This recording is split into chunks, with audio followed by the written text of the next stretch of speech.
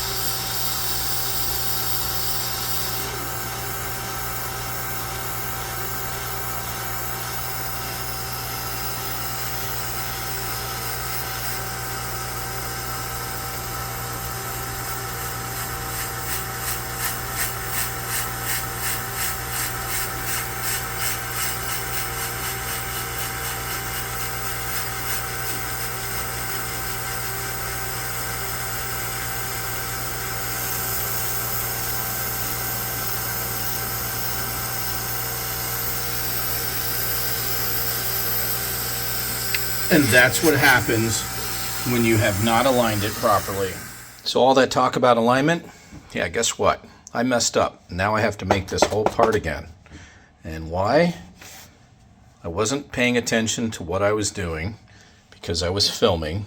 After I cut this section out, I went to reset the 0 on the laser head and I pushed this back to the corner, but I pushed it kind of vigorously, and I believe I pushed this whole frame back just a little bit. As you can see, it can move.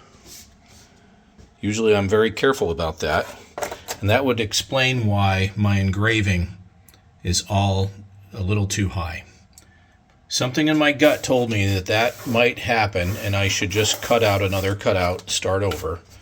But no, I didn't follow my gut. And now I have about an hour's worth of CNC again, plus paint, to make this part all over again.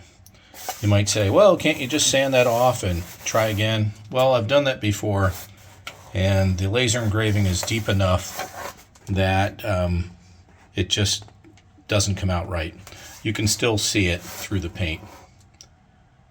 So back to square two because it's already been designed. But let's make another one. Well, let's have another go at it, shall we?